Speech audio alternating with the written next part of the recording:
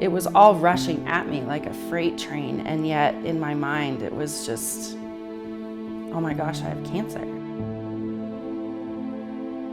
Hundreds of trips to Rose, hundreds of doctors or medical people. The amount of hours that I spent with chemo being infused into my jugular and hours under the radiation, you know, how many times I had to be butt naked in front of a doctor and vulnerable in the most vulnerable of senses and awful all at the same time. And that's the part they don't tell you about.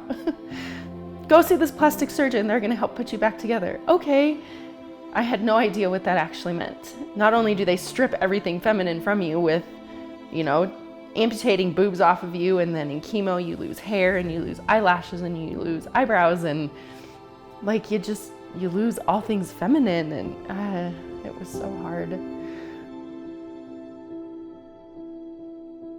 That just started this journey for me of cataloging and capturing the entire experience. I think for me, blogging just helped through MyLifeLine, thankfully, who was literally my lifeline, just helped me connect with all of my people. At the end of every day, I would sit in my bed or in my cancer chair and I would write.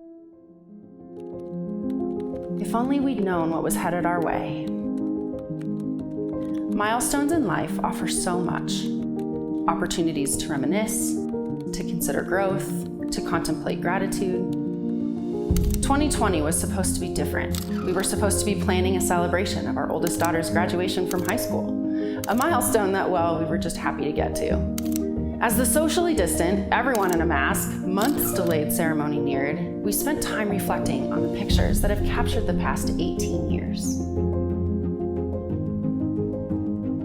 Picture after picture of life before diagnosis drew me in. Our eyes and our smiles struck me, oblivious to the pain that would rip into our souls. If only we'd known what was headed our way. The pictures elicited such deep emotions, and while I was nostalgic for the time before diagnosis, I didn't have an urge to go back and change the story. Because just as I saw our pre-diagnosis faces, I also saw the faces that have come after. Faces that reflect endurance and hope and gratitude, all things necessary for what comes with surviving. I'm not gonna lie, I have some very human resentment towards the mystery.